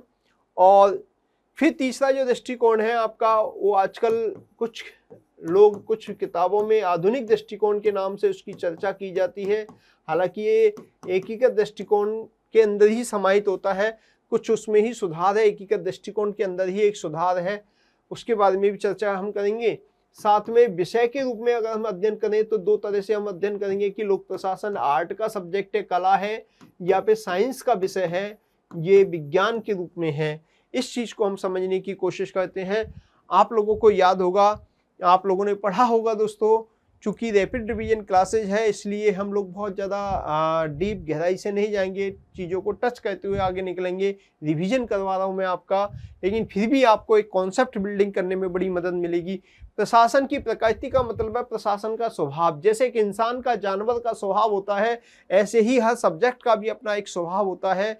तो ये स्वभाव से लचीला है या कठोर है। अगर वो लचीला होगा तो वो कला का विषय माना जाएगा, और अगर वो कठोर स्वभाव का होगा तो विज्ञान की श्रेणी में आता है। कला यानी जिसके सिद्धांत, जिस विषय के सिद्धांत लचीले हैं, उदार हैं, तो वो आर्ट की श्रेणी में आ जाएगा, और जिस विषय के सिद्धांत जो है कठोरता से सार्वभौमिक रूप से लागू होते हैं तो वो विज्ञान की श्रेणी में आता है। उसकी चर्चा हम थोड़ी देर बात करेंगे। दोस्तों, लोक प्रशासन के स्वभाव या प्रकृति को समझने के लिए, नेचर को समझने के लिए विभिन्न विचारकों में मतभेद है, और विभिन्न विचारकों ने 3 दृष्टिकोण दिए हैं। पहला दृष्टिकोण कहता है, प्रबंधकीय दृष्टिकोण, ये कहता है कि अगर आपको लोक प्रशासन की प्रकृति को समझना है, किसको समझना है, लोक प्रशासन की प्रकृति को समझना है, तो आप केवल ऊपर के लेवल के, उच्च लेवल के जो अधिकारी हैं, आपको पता संगठन में ऊपर के लेवल पे अधिकारी काम करते हैं, तो अधिकारियों के द्वारा की जाने वाली जो प्रबंधकीय गतिविधियां होती हैं, केवल इन प्रबंधकीय गतिविधियों का ही अध्ययन कर लीजिए, आपको समझ में आ जाएगा। यानी सारी गतिविधियों का अध्ययन नहीं करना है, आपको केवल प्रबंधकीय गतिविधियां, planning, organising, staffing, control, coordination, reporting, budgeting, इन्हीं गतिविधियों का आप अध्ययन कर लीजिए, आपको ये प्रशासन की प्रकृति समझ में आ जाएगी। आप केवल और केवल उच्च लेवल के अधिकारियों द्वारा की जाने वाली क्रियाकलाप गतिविधियों का अध्ययन करो, सारी गतिविधियों का अध्ययन आपको करना नहीं है, आप प्रशासन की प्रकृति को समझ जाएंगे। ऐसा कौन कहते हैं? ऐसा ये प्रबंधकीय दृष्टिकोण को मानने वाले विचारक हैं। जैसे एग्जाम्पल के तौर पे प्रबंधकीय दृष्टिकोण को मानने वाले विचारकों का नाम है साइमन, स्मिथबर्ग, थॉमसन, लूथर गुलिक। ये सारे के सारे लोग जो हैं, ये कहते हैं कि केवल प्रबंधकीय तकनीकें, प्रबंधकीय गतिविधियों का अध्ययन कर लो, इन्हीं से प्रकृति समझ में आ जाएगी। प्रबंधकीय तकनीकें चाहे सरकारी प्रशासन हो, चाहे निजी प्रशासन हो, planning, organising, staffing, budgeting, reporting वगैरह की बातें, आवश्यकता सभी प्रकार के संगठनों में होती है, चाहे वो सरकारी हो चाहे निजी हो। अतः सरकारी और निजी प्रशासन में कोई अंतर नहीं होता, सभी में कॉमन रूप से पाई जाती हैं। ये कहते हैं कि प्रकृति को समझना है तो केवल प्रबंधकीय गतिविधियों का अध्ययन कर लो, प्रबंधकीय गतिविधियां ही इंपॉर्टेंट होती है, नीचे वाले तो वही काम कहते हैं जैसा ऊपर वाले चाहते हैं। तो यहाँ पर प्रबंधकीय दृष्टिकोण केवल उच्च लेवल की प्रबंधकीय गतिविधियों के अध्ययन पे बल देते हैं, ये सरकारी प्रशासन और निजी प्रशासन में अंतर नहीं मानते। वहीं जो दूसरी तरफ हम देखें तो दोस्तों, एकीकृत दृष्टिकोण को मानने वाले विचारक कहते हैं कि प्रबंधकीय गतिविधियों का तो अध्ययन करना ही पड़ेगा, प्रबंधकीय गतिविधियों के अलावा आप जो हैं तकनीकी गतिविधियों का भी अध्ययन करो, तकनीकी गतिविधियों के अलावा आप लिपिकीय गतिविधियों का भी अध्ययन करो, आप जो है इनके अलावा आप जो बाबू संबंधी या पियोन संबंधी जो गतिविधियां हैं, उन सभी गतिविधियों का अध्ययन करो। यानी आपको सभी गतिविधियों का अध्ययन करना पड़ेगा। प्रबंधकीय गतिविधियां भी इम्पोर्टेंट होती हैं, आपको तकनीकी गतिविधियों का भी अध्ययन करना पड़ेगा, आपको लिपिकीय बाबू संबंधी गतिविधियों का भी अध्ययन करना पड़ेगा, और आपको सबसे बड़ी बात दस्ती संबंधी जो गतिविधियां हैं उनका भी अध्ययन करना पड़ेगा। ओवरऑल ऊपर से लेके नीचे तक सारी की सारी गतिविधियों का आपको अध्ययन करना पड़ेगा, तभी आप प्रशासन की प्रकृति का सही से पता लगा पाएंगे, क्योंकि हर एक क्षेत्र की गतिविधियां अलग अलग होती हैं। तकनीकी गतिविधियां जो है सरकारी क्षेत्र हो चाहे निजी क्षेत्र हो, सभी में अलग अलग पाई जाती हैं। प्रबंधकीय गतिविधियां भी, प्रबंधकीय तकनीकें कॉमन हो सकती हैं, लेकिन काम करने की तकनीकें सब में अलग अलग होती हैं।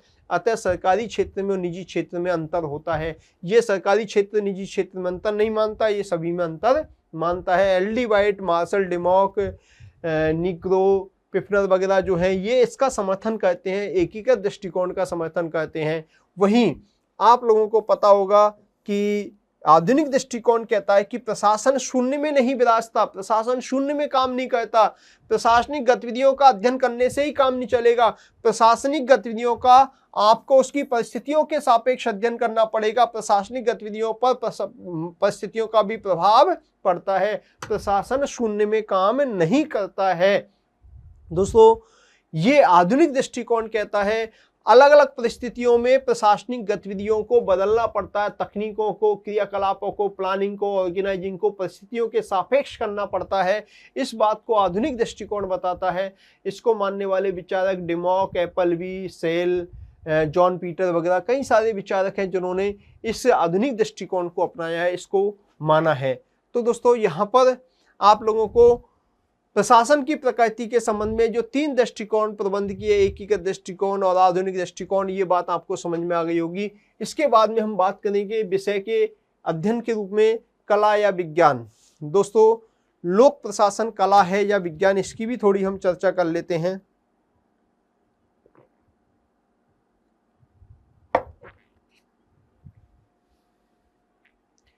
कुछ विचारक ऐसे हैं जो इसको कला मानते हैं, कुछ विचारक इसको विज्ञान मानते हैं।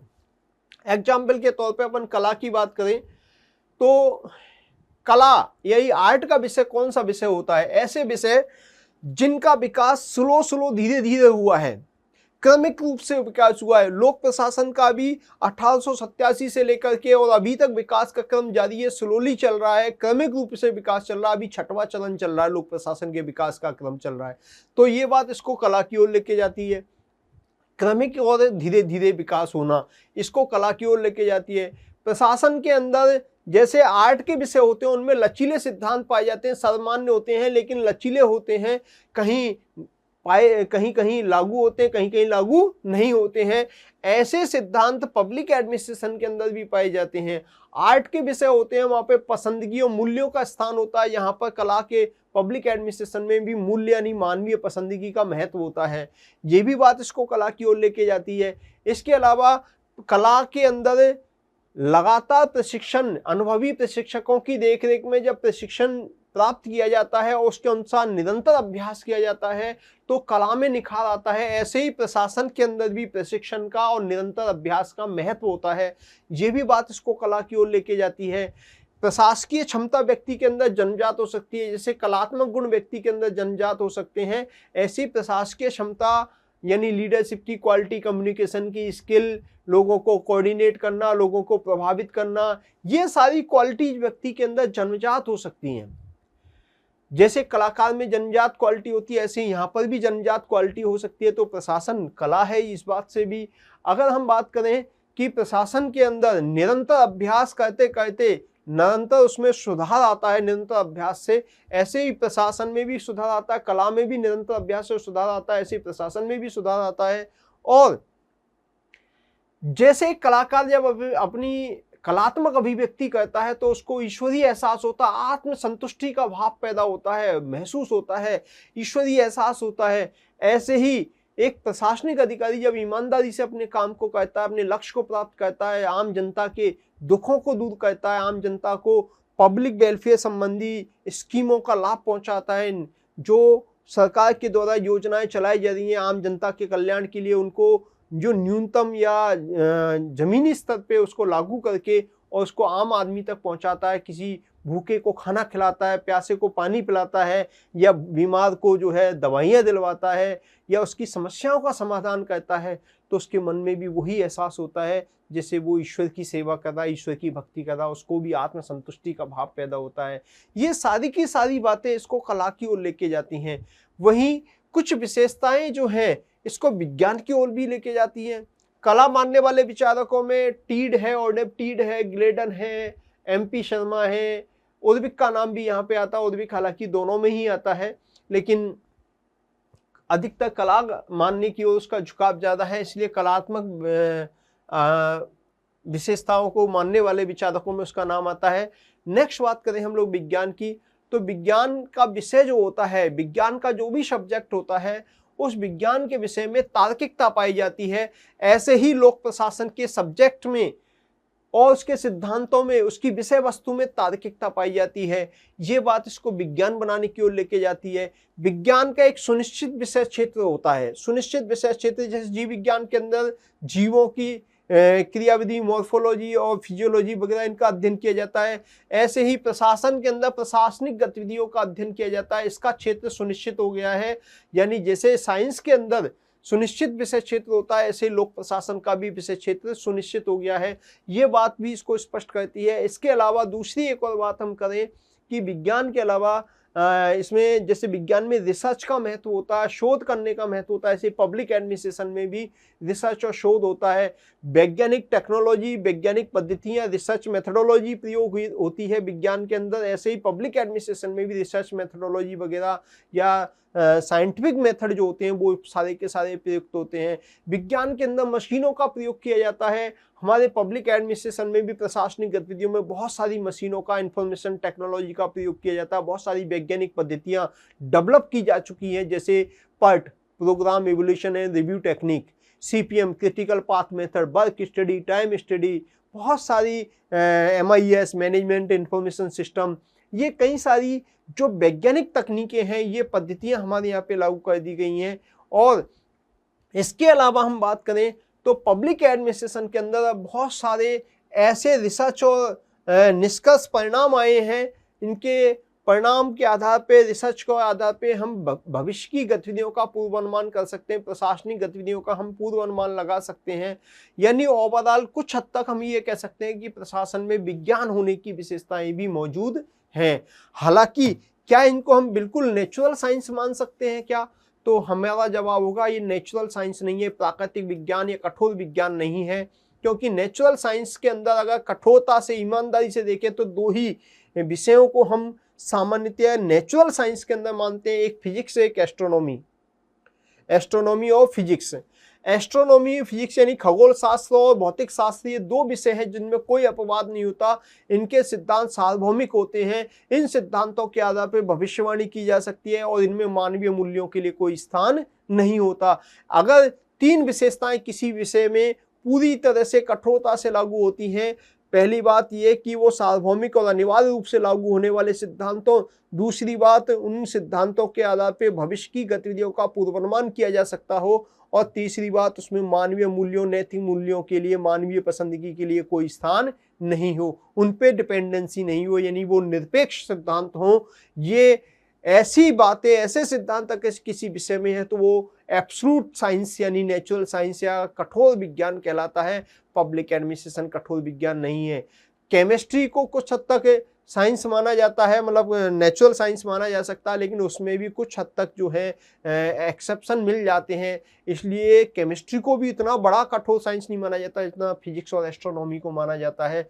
लेकिन हम लचीले अर्थों में देखें तो इस सेंस में जो कठोर विज्ञान का जो सेंस है, उस सेंस में पब्लिक एडमिनिस्ट्रेशन विज्ञान नहीं है, क्योंकि 100% प्रेडिक्शन नहीं किया जा सकता, 100% सार्वभौमिक सिद्धांत लागू नहीं होते, कहीं कहीं लागू होते हैं, कहीं कहीं लागू नहीं होते। और मानवीय मूल्य तो हमेशा रहेगा, क्योंकि प्रशासन में मनुष्य के द्वारा काम किया जाता है, और जहां मनुष्य है वहां पर नैतिक वैल्यू, जो मानवीय मूल्यों का स्थान रहता ही रहते हैं। मानवीय व्यवहार का 100% प्रेडिक्शन करना संभव नहीं है, बहुत मुश्किल है। यही कारण है कि लोक प्रशासन को पूरी तरह नेचुरल साइंस या कठोर विज्ञान नहीं माना जा सकता। लेकिन ये आर्ट की विशेषताएं रखते हुए भी, आर्ट से अलावा कुछ एक सेकेंडरी लक्षण जो साइंस के होते हैं, वो सेकेंडरी लक्षण तार्किकता पाई जाती है।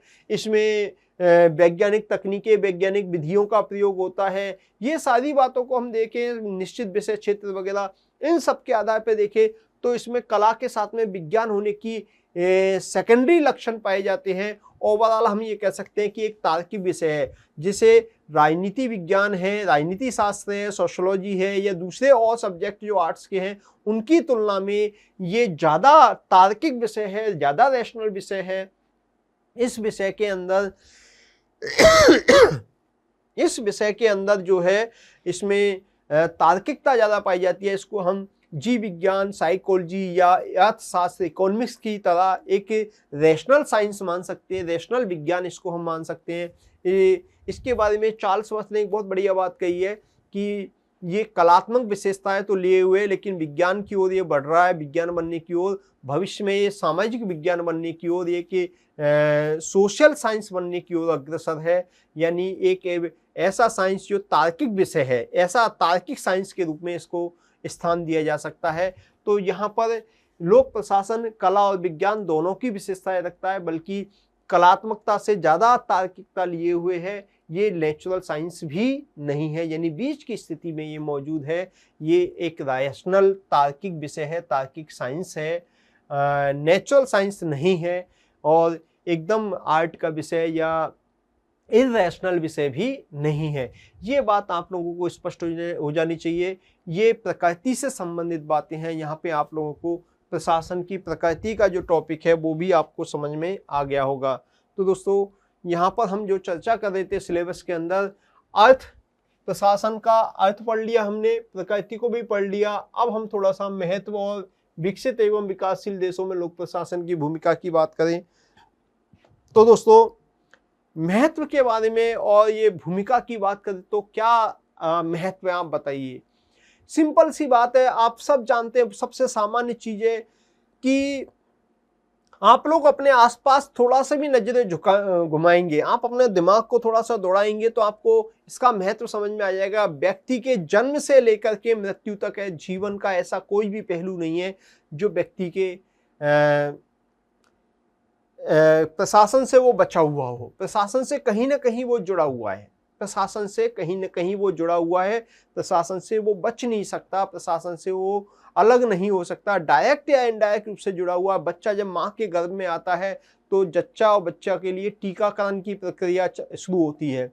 उसके स्वास्थ्य को बेहतर बनाए रखने के लिए, उसमें रोग प्रतिरोधक क्षमताएं डेवलप करने के लिए सरकार के द्वारा जो बहुत सारी योजनाएं, संस्थागत प्रसव कराना, इसके अलावा सरकार के द्वारा जन्म के पश्चात उसकी पढ़ाई लिखाई, स्वास्थ्य वगैरह, इसके लिए व्यवस्थाएं करना, उसके लिए फिर जीवन में हर कदम पर, हर पल पर कहीं ना कहीं प्रशासन उसके लिए सुरक्षा की व्यवस्था, खाने पीने की व्यवस्था, रहन सहन की व्यवस्था, पर्यावरण की व्यवस्था, पेयजल की व्यवस्था, आवास की व्यवस्था, या अपन बात करें रोजगार की व्यवस्था, ये सारे के सारे काम में कहीं ना कहीं डायरेक्ट इनडायरेक्ट रूप से सरकार मौजूद है। आज समाज के सामने, चाहे विकसित समाज हो चाहे विकासित समाज हो, दोनों जगह ही लॉ एंड ऑर्डर की समस्या है, सांप्रदायिक दंगे, स्वच्छ पर्यावरण की समस्या है, या जनसंख्या विस्फोट के कारण जो परेशानी हो रही है उनसे बचाना, नगरीकरण की समस्याएं हो रही हैं उनसे बचाना, ये सारे के सारे समस्याओं को हल करने के मामले में प्रशासन का कहीं ना कहीं योगदान होता है, महत्व होता है। अब विकसित और विकासशील देशों के संबंध में हम थोड़ा सा कंपेरिजन करें तो विकसित और विकासशील देशों के संबंध में कंपेरिजन करें तो विकासशील देशों में प्रशासन की भूमिका ज्यादा मुश्किल है, ज्यादा व्यापक है, क्योंकि यहाँ पर दो तरह की भूमिकाएं होती हैं। विकासशील देशों में दो तरह की भूमिकाएं होती हैं, एक है पॉलिस स्टेट की अवधारणा और एक होती है वेलफेयर स्टेट की अवधारणा। विकसित देशों में पॉलिस स्टेट की अवधारणा होती है और जो विकासशील देश होते हैं उनमें वेलफेयर स्टेट की अवधारणा होती है। वेलफेयर स्टेट के अंदर कानून व्यवस्था को बनाए रखना भी प्रशासन की जिम्मेदारी है और समाज का विकास करना, सामाजिक, आर्थिक, राजनीतिक, आध्यात्मिक, नैतिक हर तरह का परिवर्तन लाना, तकनीकी परिवर्तन लाना, जीवन स्तर को बेहतर बनाना, आधारभूत संरचनाएं उपलब्ध करवाना, ये सारी की सारी जिम्मेदारियां भी प्रशासन की होती हैं। जबकि विकसित देशों के अंदर मेनली पुलिस स्टेट की अवधारणा ज्यादा प्रभावी होती है, वहां पर लॉ एंड ऑर्डर पे ही ज्यादा फोकस किया जाता है।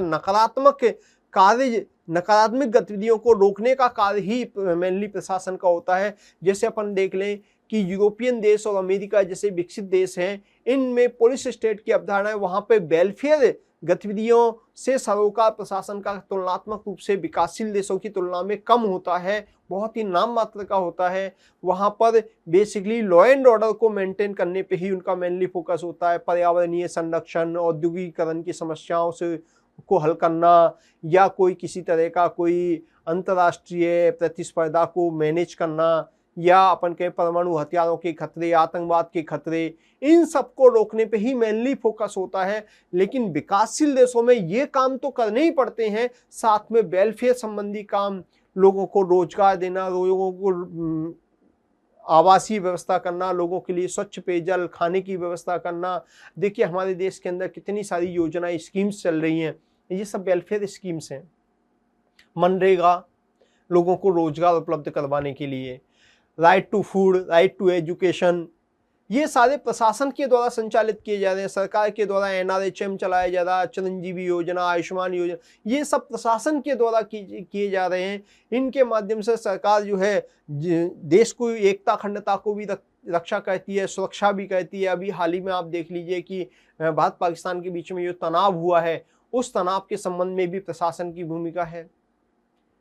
सुरक्षित रखना, नगरीकरण के दौर में आज बहुत सारी नगरीकरण होने के कारण जो है समस्याएं उत्पन्न हो रही हैं, पेयजल की, स्वच्छ पेयजल की, आवास की, या वायु प्रदूषण की, या ध्वनि प्रदूषण की, या जल प्रदूषण की। इन समस्याओं को हल करना, आम आदमी का जीवन बड़ा खतरनाक हो गया, ट्रांसपोर्टेशन की समस्याएं उत्पन्न हो रही हैं, ट्रैफिक की समस्याएं उत्पन्न हो रही हैं, इन सबको हल करना प्रशासन का काम है।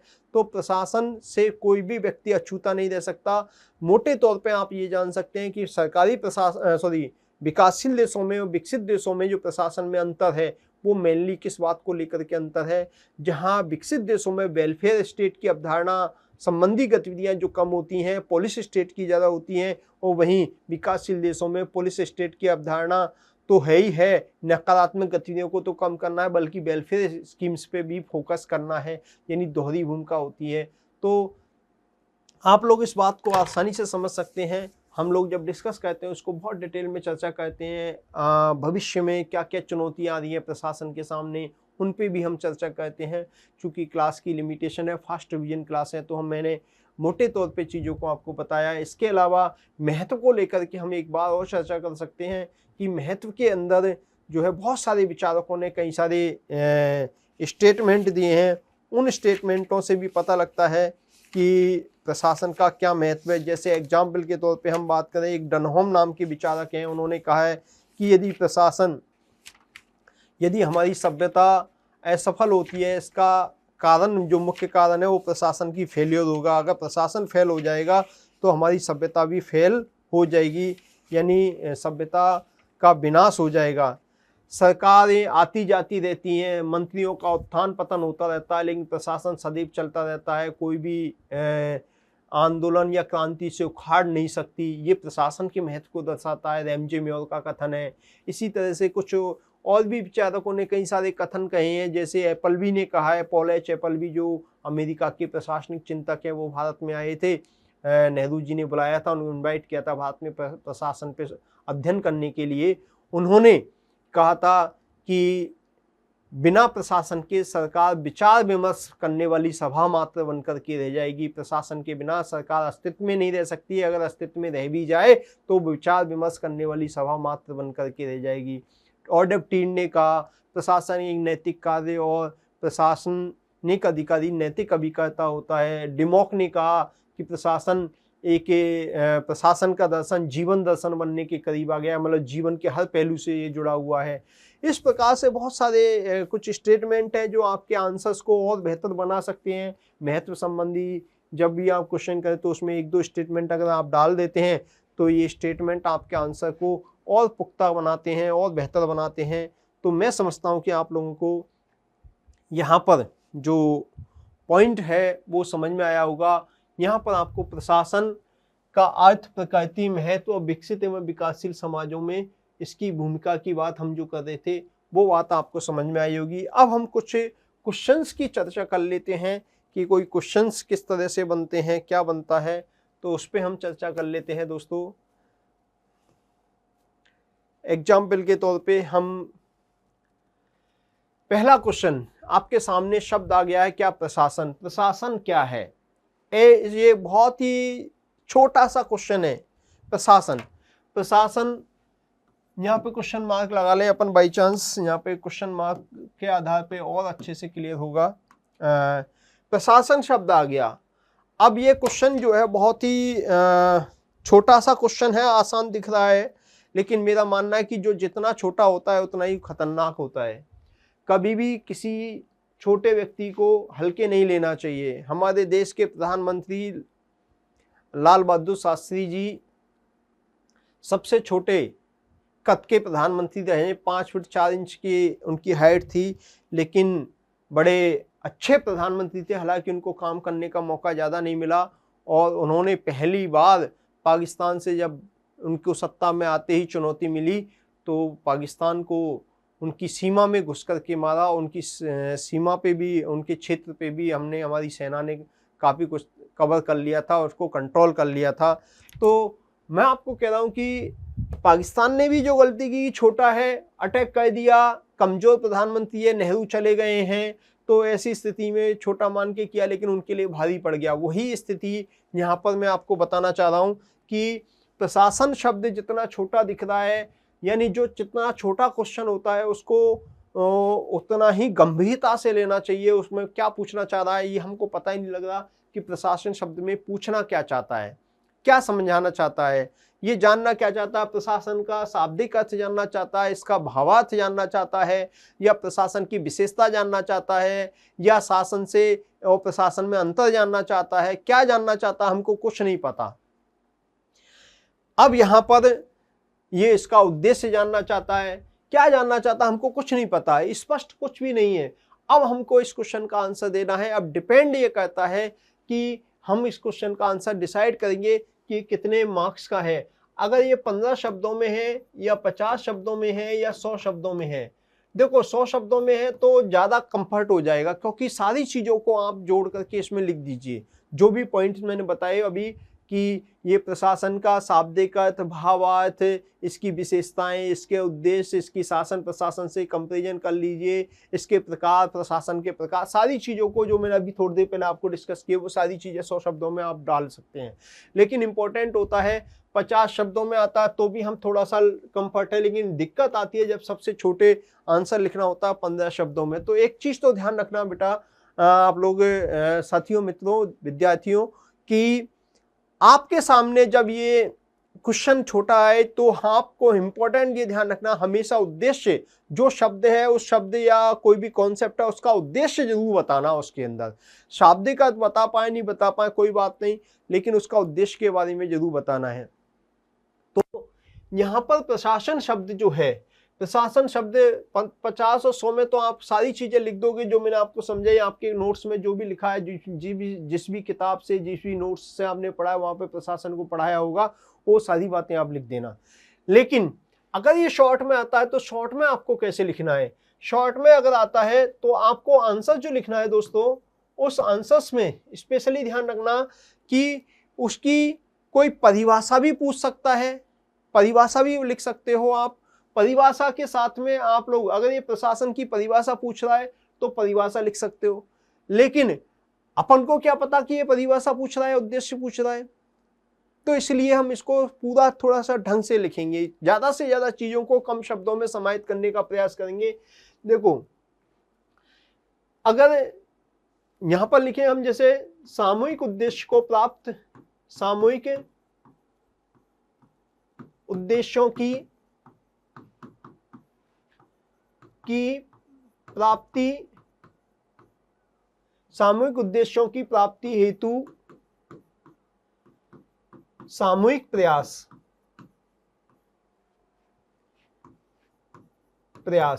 अब आपको क्या करना है, इनको अंडरलाइन भी कर दो, सामूहिक उद्देश्यों को अंडरलाइन कर दो और सामूहिक प्रयास को, यानी कि ये विशेषताएं होगी, ये मूलभूत विशेषता होगी। सामूहिक उद्देश्यों को प्राप्त करने के लिए सामूहिक प्रयास भी हो गया, ये उद्देश्य की बात कर रहा है। दूसरी बात आपको क्या करना है, प्रशासन के अंदर विशेषताओं को बताइए। सार्वजनिक प्रक्रिया है, सार्वभौमिक प्रक्रिया, सार्वभौमिक प्रक्रिया है। आप लिखिए सरकारी एवं निजी प्रशासन,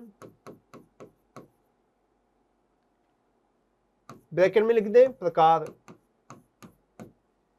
सार्वजनिक उद्देश्य की प्राप्ति हेतु सामूहिक प्रयास सार्वभौमिक प्रक्रिया के रूप में भी जाना जाता है, सरकारी और निजी प्रशासन के रूप में भी जाना जाता है।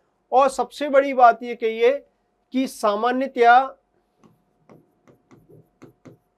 सामान्यतया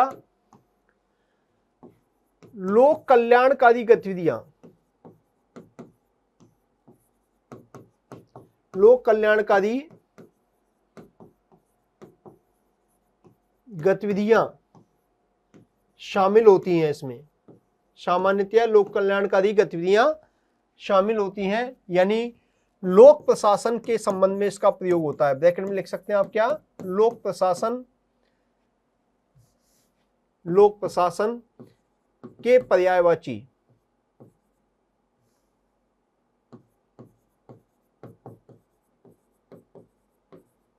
पर्यायवाची माना जाता है, माना जाता है।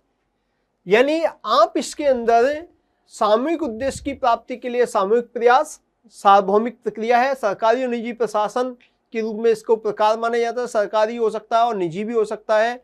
सामान्यतया लोक कल्याणकारी गतिविधियों को इसमें शामिल किया जाता है, लोक प्रशासन के पर्यायवाची के रूप में इसे जाना जाता है। आपने कई सारी चीजें इसको लिख दी, या और भी आप लिखना चाहें, देखो ये शब्द ज्यादा नहीं है, आपके शब्दों की लगभग सीमा है। आप 15 शब्दों का क्वेश्चन है तो 20 में 25 में लिखें, कोई दिक्कत नहीं है, लेकिन एक्स्ट्रा बातें नहीं लिखनी है, रिलेवेंट ही लिखना है। 1 2 3 4 5 6 7 8 9 10 11 12 13 14 15 16 17 18 19 20 मतलब 20-25 शब्दों में ही लगभग आपका ये आंसर्स कवर हो रहा है। अब मैं समझता हूँ कि आप इतनी सारी चीज़ें इसमें लिख के आएंगे, सारी बातें आप लिख के आएंगे तो आपका आंसर जो है उसके पास लगभग सारी चीज़ें मोस्ट ऑफ जो कम शब्द में हम लिख सकते हैं वो सारी बातें यहाँ पे कवर करने की कोशिश की है। तो यहाँ पर हम कह सकते हैं कि यहाँ पर क्वेश्चन के अंदर जो डिमांड है वो उसको जो चाहिए, परिभाषा पूछना चाहता, परिभाषा भी हमने शामिल कर ली, सामूहिक उद्देश्यों की प्राप्ति हेतु सामूहिक प्रयास, यहाँ लक्ष्य भी हमने शामिल कर लिया, प्रकार भी इसमें शामिल कर लिया है, सामान्यतः इसको क्या कहते हैं, ये 4-5 चीजों को हमने इसमें कवर कर लिया है, इसलिए आप इसका आंसर दे सकते हैं। मैं समझता हूं कि 2 में से कम 1.5 नंबर तो देगा ही देगा, इसके अलावा हो सकता है पूरे 2 नंबर भी उसको दे दे। तो यहाँ पर आपके मार्क्स कटने की संभावनाएं कम होती है, मेरा मानना यह है। बाकी तो देखिए सब्जेक्टिव मैटर होता है मेंस के एग्जाम के अंदर, लेकिन फिर भी आप ज़्यादातर चीज़ें का समाहित करके आएंगे तो आपको नंबर, पर्याप्त नंबर यानी उचित नंबर देने का एग्जामिनर पर एक प्रयास रहेगा। वो काटे तो कहाँ काटे, कैसे काटे नंबर, तो ऐसा प्रयास होना चाहिए। बाकी टीचर्स पे और जो एग्जामिनर है उस पर डिपेंड करता है वो क्या कहते हैं। नेक्स्ट क्वेश्चन पे आते हैं हम लोग। शासन एवं प्रशासन में अंतर स्पष्ट कीजिए। दोस्तों बहुत सिंपल सा, अभी मैंने आपको बताया, इधर लिखो शासन, इधर लिखो क्या, प्रशासन। शासन और प्रशासन दोनों में कंपैरिजन कर दो। शासन में नीति निर्माण या नीति क्रियान्वयन, शासन के अंदर जो है प्रशासन अंतर्निहित होता है या व्यापक अवधारणा है, यहाँ पर ये संकुचित अवधारणा तुलनात्मक रूप से।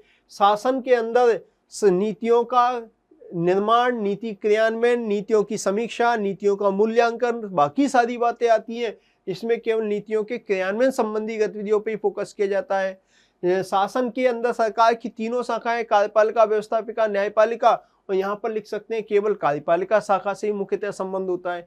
इस तरह से आप कंपैरिजन कर सकते हैं और कंपैरिजन करके आप बेनारिक के माध्यम से भी बता सकते हैं कि ये प्रशासन है और ये क्या है, शासन है।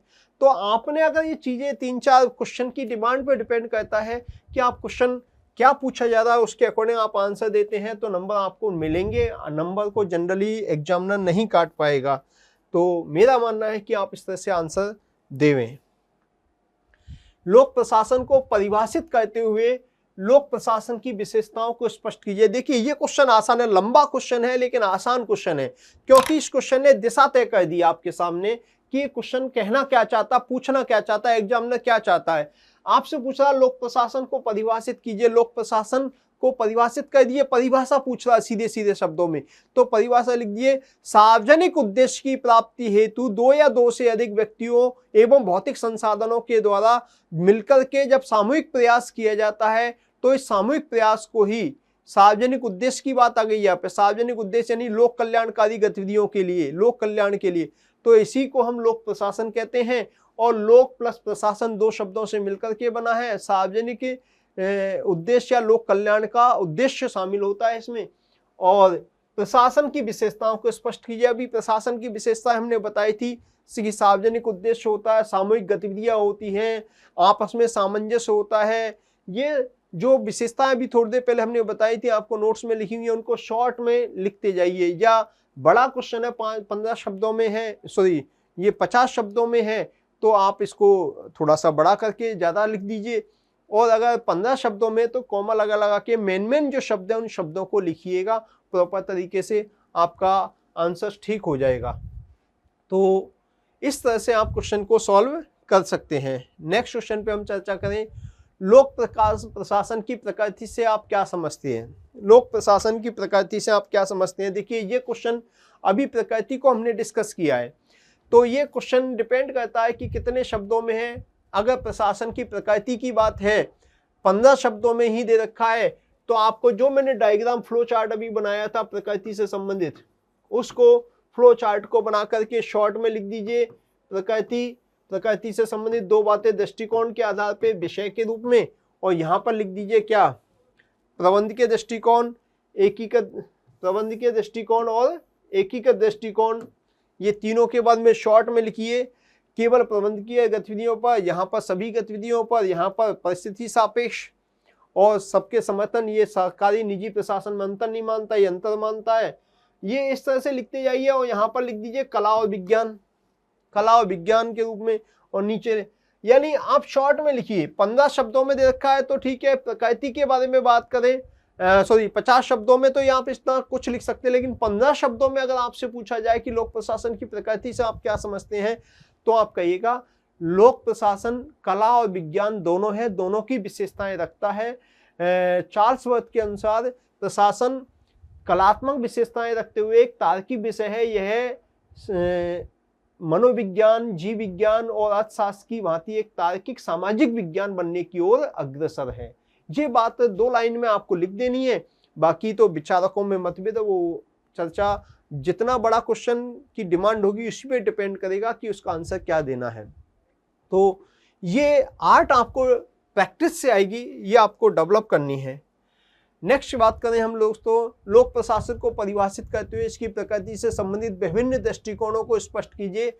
ये क्वेश्चन बहुत ही आसान है। देखिए जितना बड़ा है, स्पष्ट है, चीजें क्लियर है कि पूछना क्या चाहता, किस दिशा में हमको आंसर देना है। तो ऐसे क्वेश्चन सबको आते हैं, उसी दिशा में चलिए जो डिमांड है। लोक प्रशासन को परिभाषित करते हुए प्रशासन को परिभाषित कर दो, फिर उसके बाद में उसकी प्रकृति से संबंधित विभिन्न दृष्टिकोण, अभी हमने दृष्टिकोण पढ़े थे, प्रबंधकीय, एकीकृत और आधुनिक दृष्टिकोण, उन तीनों दृष्टिकोणों का कंपैरिजन कर करके पूरा लिख दीजिए और लास्ट में अपना एक कंक्लूजन बता दीजिए। थोड़ा सा 2 लाइनों में कला और विज्ञान की चर्चा भी कर दीजिए, आपका ये आंसर कंप्लीट हो जाएगा। तो ये आपको स्किल डेवलप करनी है कि 15, 50 और 100 में इसको कैसे कन्वर्ट करना है, वो आपके पास आर्ट होनी चाहिए। वो प्रैक्टिस से आती है, निरंतर प्रैक्टिस करोगे तब जाकर के आएगी। नेक्स्ट बात करें, प्रबंधकीय दृष्टिकोण किससे संबंधित है तथा इसकी तुलना एकीकृत दृष्टिकोण से कीजिए। आपके एग्जाम में प्रबंधकीय दृष्टिकोण के नाम से क्वेश्चन आ चुका है, और ऐसे क्वेश्चन जो आते हैं उनको समझाने के लिए, बताने के लिए सबसे पहले तो यहाँ पर आपका आंसर कैसे होना चाहिए। मेरा मानना है कि सबसे पहले तो ये बताओ कि प्रबंधकीय दृष्टिकोण और तुलना एकीकृत दृष्टिकोण, ये दृष्टिकोण है किससे संबंधित। तो बहुत सारे लोग ये कहते हैं लोक प्रशासन से संबंधित है। लोक प्रशासन में भी अर्थ से है, प्रकृति से है, क्षेत्र से है, किससे है, इसको आपको बताना है। तो आपको सबसे पहले बताना है कि प्रशासन की प्रकृति से संबंधित, प्रकृति से संबंधित, प्रकृति को अंडरलाइन कर दें, प्रशासन की प्रकृति से संबंधित प्रबंधकीय दृष्टिकोण केवल प्रबंधकीय गतिविधियों, planning, organising, staffing, control, reporting इत्यादि के अध्ययन पर ही बल देता है,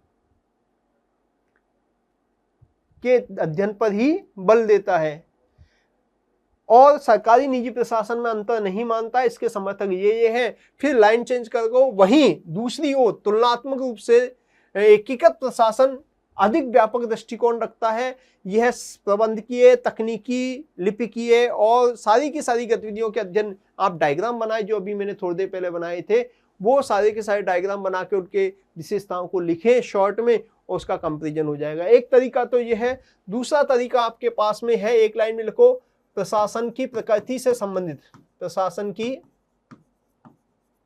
प्रकृति से संबंधित, यहां लिखे प्रबंधकीय दृष्टिकोण, और यहां लिखे क्या, एकीकृत दृष्टिकोण। यहां पर क्या लिखे, एकीकृत दृष्टिकोण। और फिर एक एक करके यहां डायग्राम बनाए, दोनों का डायग्राम बनाए।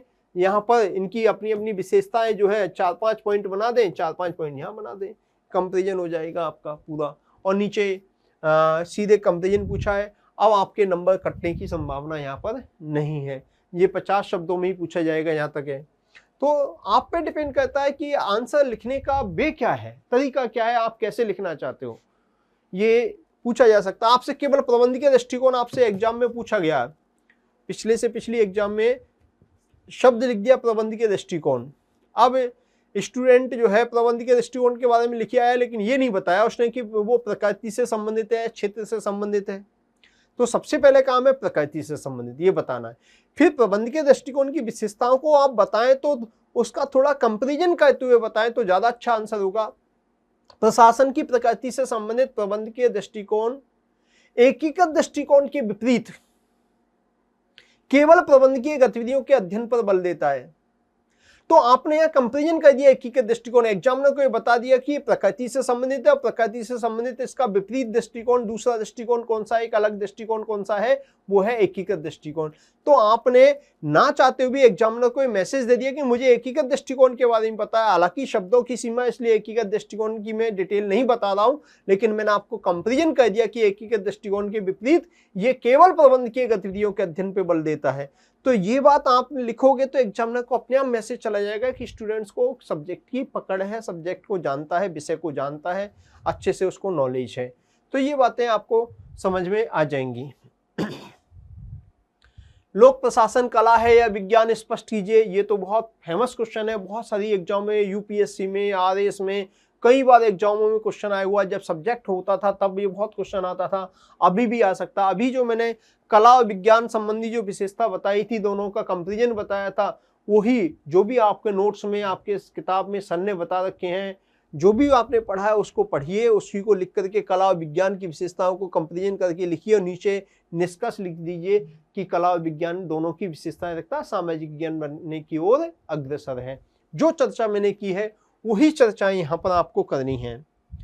नेक्स्ट बात करें, विकासशील समाज में लोक प्रशासन की भूमिका को स्पष्ट कीजिए। अभी हमने डिस्कस किया ही था, विकासशील समाजों में वेलफेयर स्टेट की अवधारणा होती है, वहां पर लॉ एंड ऑर्डर को संभालने के साथ साथ वेलफेयर स्कीमों को लागू करना, वेलफेयर प्रोग्राम्स को लागू करना, समाज में सामाजिक, आर्थिक, राजनीतिक परिवर्तन लाना भी प्रशासन की ही जिम्मेदारी होती है। विकासशील समाजों में प्रशासन की दोहरी भूमिका होती है, बहुत इंपॉर्टेंट भूमिका होती है।